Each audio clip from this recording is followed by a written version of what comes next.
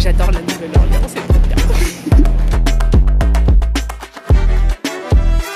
On se retrouve donc ici à la Nouvelle-Orléans. Après de longues heures de bus, je suis arrivée à 5h30 du matin. Là il est à peu près 11h je crois. J'ai réussi à rejoindre mon auberge de jeunesse qui est trop mignonne. Et là je suis actuellement dans le parc. C'est très rigolo parce que toutes mes vidéos je les commence dans un parc. Et en plus je suis dans ce qu'on appelle City Park. C'est le gros parc de la ville de la Nouvelle-Orléans, qui a été designé par le même, comment on dit, jardinier, architecte jardinier, que le parc de Central Park à New York. Et apparemment celui-ci est aussi gros, voire même plus gros que le parc de New York, de Central Park. Dans ce parc, il y a un musée d'art moderne. En fait, autour du musée, il y a un parc de sculptures. Je sais pas trop comment appeler ça. Bref, il y a plein de sculptures d'art et on peut le visiter gratuitement.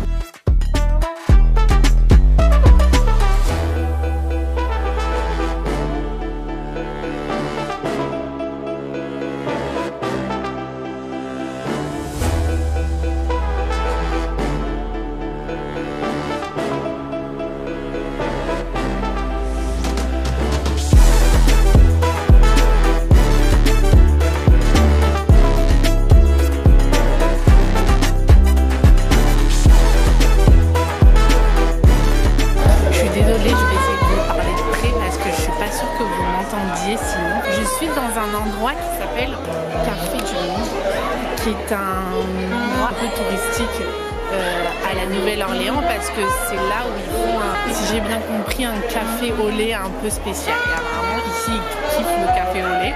Et avec ça, ils font ce qu'ils appellent des French beignets. C'est comme des bugnes et c'est super bon. Et donc du coup moi j'ai pas pris un café parce que je ne bois pas de café, un petit chocolat avec les petites bugnes, avec une petite ambiance jazzy derrière. Et c'est très sympa. Je me trouve devant le Mississippi River avec des petits bateaux typicos. J'adore.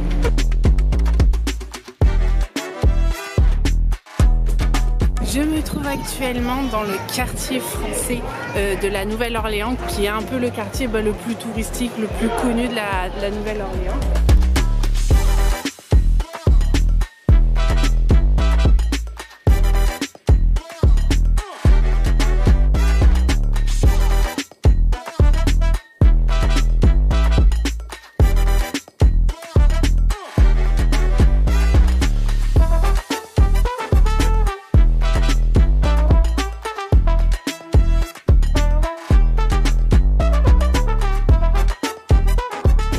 Ok, donc je suis dans un restaurant à la Nouvelle-Orléans et j'ai voulu commander un plat un peu typicos. Voilà. J'ai commandé ce qu'on appelle un créole jambalaya. C'est genre avec du poulet, des crevettes, des grosses saucisses qui piquent, du riz, des tomates, des oignons, et plein de choses, je sais pas c'est quoi. Je vais vous montrer à quoi ça ressemble. Voilà, on m'a amené ce paquet. Bon bah les gars, j'ai tout mangé. Tout ce que j'ai mangé, c'était vraiment typicos de la Nouvelle-Orléans. Et en fait, j'ai découvert qu'il y avait plein de plats un peu typiques d'ici, aux allures un peu créole, espagnol. Là, ce que j'ai mangé, c'est en gros un mélange de tout. De tout plein de trucs. Et ils le mélangent, ils le mettent ensemble. C'est moyen fan. Mais c'était bon quand même, enfin je veux dire. Quand tu fais un tour du monde, de toute façon, t'as pas à avoir de préférence dans ce que tu veux manger parce que t'as pas le choix de manger ce qu'il y a dans les pays, dans les villes et tout ça. Puis c'est intéressant un peu de découvrir du coup les plats typiques qui se font. Ici du coup c'est beaucoup à base de crevettes que je pense que tout au long de la semaine, je vais vous faire un peu des revues sur les plats et je vous ferai un top 10 des meilleurs plats. Peut-être pas un top 10. Un top 5. En fait, au nord de la Nouvelle-Orléans, il y a un lac qu'il faut aller voir. Et ce matin, je me suis dit, c'est le jour du lac.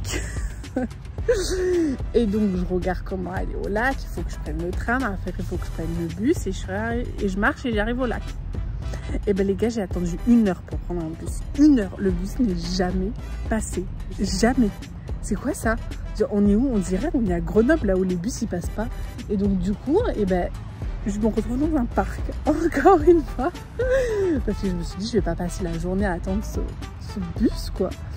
Donc là, je suis dans le parc de Louis Armstrong. Je sais pas ce qu'il y a à faire dans ce parc, mais c'était à côté de l'arrêt de bus. Donc du coup, je me suis mis là. Ça a l'air un peu mignon et je pense qu'après, de toute façon, je vais aller dans le quartier français et ça sera une boucle intemporelle parce qu'en fait, à chaque fois, je vous filme pas tous les jours, mais à chaque fois, je retombe dans le quartier français. C'est une boucle qui ne s'arrête jamais. Donc voilà, je suis hyper vénère contre le bus là qui ne veut pas venir. Oh mon dieu, il y a un petit écureuil qui vient me voir. Attendez, je vous montre. Regardez, c'est mon ami. Viens me voir. Oui, oui, oui. Je crois qu'il a un petit peu peur quand même. C'est trop chou, c'est trop chou. Oh non, attendez les gars, il vient. Regardez, je mets ma main, il vient. Oh, j'ai un peu peur qu'il m'attaque la main.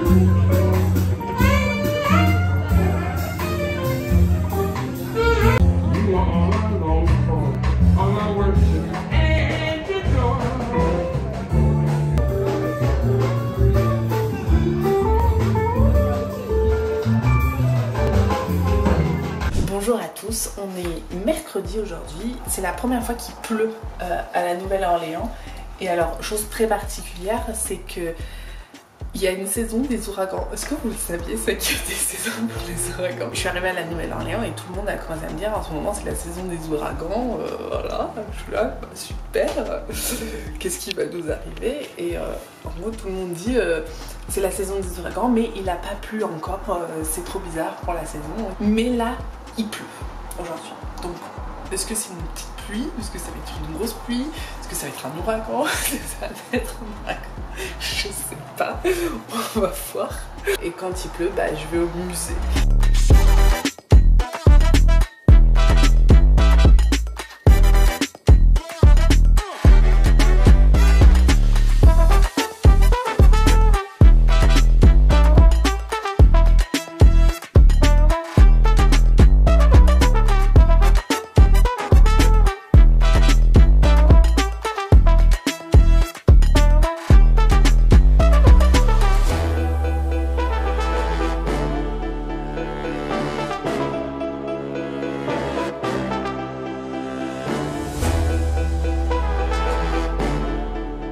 J'ai fini le musée, c'était super chouette comme musée, l'exposition temporaire est vraiment cool et en fait il fait que pleuvoir de plus en plus. Donc du coup je me suis arrêtée à Café du Monde pour manger les petits beignets, ils sont super bons les beignets et je pense que je vais directement rentrer à l'hôtel parce que bah, il n'y a pas grand chose à faire en intérieur, enfin à part des musées, mais bon je ne vais pas me faire 40 musées aujourd'hui donc je pense que je vais rentrer à l'hôtel et être au chaud parce qu'il fait quand même assez froid. Donc voilà, je vais manger mes petits sandwichs et mes petits beignets et voilà. C'est bon, l'ouragan est passé, il y a eu beaucoup de vent et la maison a failli s'envoler. Non mais ils font des maisons avec des planches de bois ici à la Nouvelle-Orléans. Déjà, la maison, il y a un camion qui passe à côté, la maison elle tremble, le lit tremble. Quand même, ils ont une saison des ouragans et ils sont pas capables de faire des maisons, je sais pas, en briques ou en béton, pas des planches de bois. Enfin bref, aujourd'hui c'est le jour du cimetière. C'est un peu particulier comme expérience, enfin comme activité. Mais en fait à la Nouvelle-Orléans il y a pas mal de cimetières, il y a une grosse, comment dire, une culture un peu vaudouisme, de vaudou là, je sais pas comment on dit.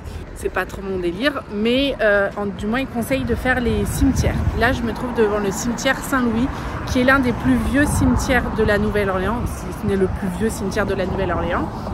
Et ce cimetière a la particularité d'avoir des tombes qui sont hors de terre parce que du coup la Nouvelle-Orléans a été construite au-dessous du niveau de la mer et donc du coup pour pas que les tombes se retrouvent inondées quand il y a des ouragans par exemple, eh bien ils ont construit les tombes en extérieur. Donc on va aller découvrir ça. Il proposait de le faire de nuit. J'ai dit no way, moi je fais les cimetières de jour. J'ai pas envie de me retrouver avec des fantômes ou quoi que ce soit.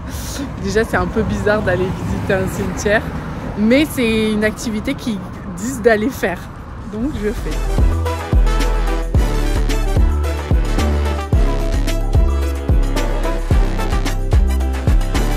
Qu'est-ce que j'ai appris sur le cimetière?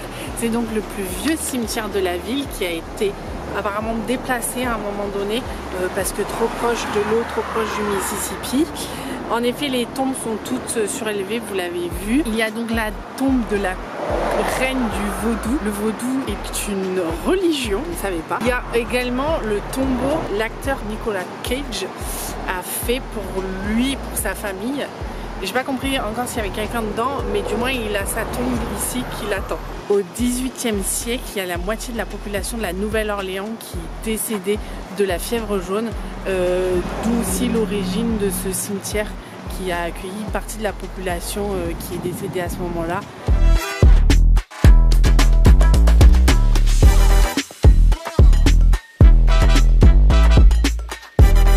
Je me trouve actuellement au mémorial Katrina. Katrina, c'était un ouragan qui a tout rasé sur la ville de la Nouvelle-Orléans en 2005.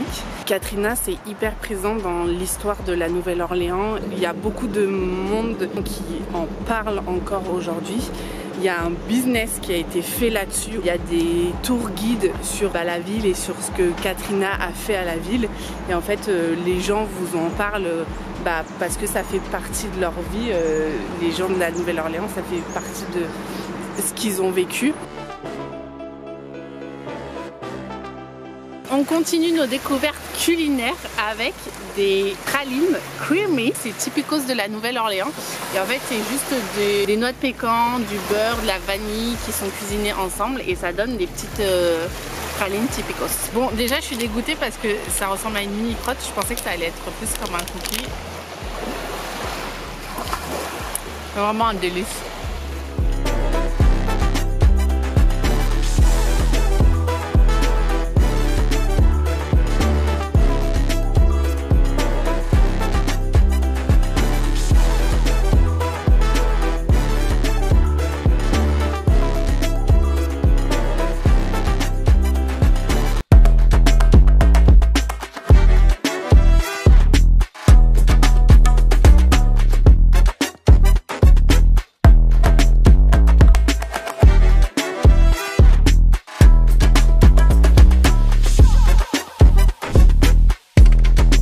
Bonjour à tous, je me trouve actuellement dans la ville de Lafayette qui est au nord-ouest de la Nouvelle-Orléans, donc toujours dans l'état de la Louisiane. Ce qui est super à Lafayette, il y a beaucoup d'endroits où l'histoire de la Louisiane, mais surtout des Français en Louisiane est expliquée. Ça s'appelle le peuple acadien ou cajun. Je vais vous raconter en très gros l'histoire parce que c'est un peu intéressant et comme j'ai appris ça, j'ai envie de vous dire ce que j'ai appris. Voilà. On est au XVIIIe siècle. L'Amérique a été découverte par les Européens. Une partie du Canada sont des terres françaises qui s'appellent la Nouvelle-France. Et une autre partie est anglaise qui s'appelle la Nouvelle-Angleterre ou la Nouvelle-Écosse, je ne sais plus. En France, on promet un peu aux paysans, on leur fait vivre un peu ce rêve américain, mais t'as compris à l'époque, en leur disant le nouveau monde c'est super, allez-y, installez des colonies là-bas, let's go. Donc il y en a qui vont, ils s'installent donc de ce qu'on appelle la Nouvelle-France. Ils font copain-copine avec les natifs canadiens et tout se passe bien. Jusqu'à qu'il y ait la guerre entre la France et l'Angleterre décide de faire ce qu'ils appellent un génocide ou aussi appelé le grand dérangement. C'est-à-dire qu'ils vont dire vous êtes français, vous n'avez rien à faire sur les terres du Canada, du coup on va vous déporter. Ils ont capturé tous les Français, les Acadiens, le peuple acadien qui était là depuis des années. Ils ont dit on va vous déporter et on va vous mettre dans des colonies, enfin dans des États américains. Sauf que les petits Français mesquines qui arrivaient dans ces États, personne voulait d'eux, donc du coup ils ont été mal accueillis. Il y avait des lois contre eux en mode vous n'avez pas le droit de faire ci, vous n'avez pas le droit de faire ça, vous êtes prisonniers, vous restez là. Et à un moment donné, la France a dit bon on va peut-être peut-être régler ce problème-là, parce que c'est pas cool d'avoir envoyé des gens de l'autre côté du monde, puis qu'au final ils se fassent tous faire prisonniers. Donc du coup, la France est allée récupérer les petits gens qui au final ont atterri dans toutes les autres colonies américaines et anglaises.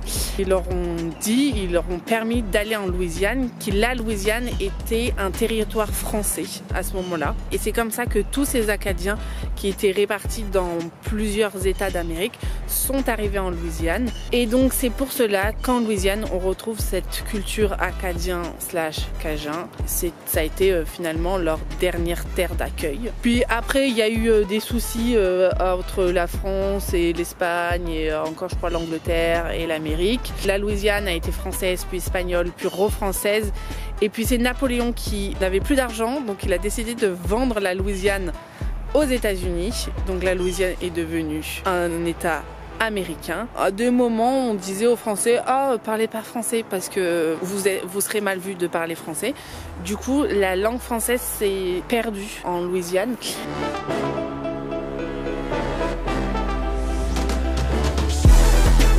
Je me trouve dans le village de Vermilionville qui, j'ai mes petites notes, je vais vous lire ce que c'est. Au 19e siècle était une plantation de canne à sucre où travaillaient 120 personnes asservies. Et en s'agrandissant, cette plantation est devenue la ville de Lafayette, donc là où je suis actuellement. L'idée de ce petit village, c'est vraiment de découvrir toute cette culture acadie, comment les maisons étaient construites, de quoi ils vivaient.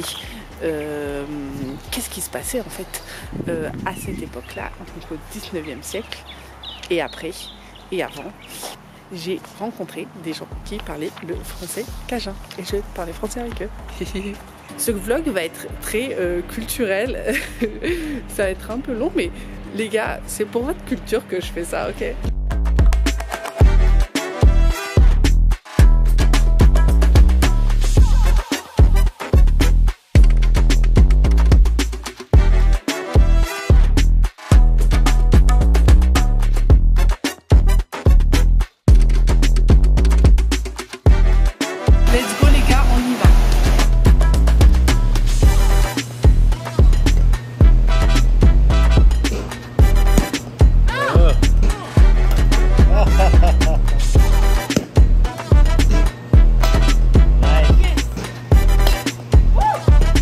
Je suis pas trop arrivée, mais je suis arrivée un petit peu quand même. Et ce qui compte, c'est la participation. Ok. Aujourd'hui, on est au lac Martine. C'est un lac pas très loin de Lafayette. Nous allons faire ce qu'on appelle un sand tour. C'est en fait, on va aller un peu dans les marécages et aller voir les crocodiles. Donc je suis super contente parce que c'était vraiment un de mes objectifs de voir les crocodiles en Louisiane, enfin du moins en Amérique. Et là, ça va se réaliser. Je suis trop contente. Et là, le paysage est magnifique. C'est des paysages qu'on n'a pas en France.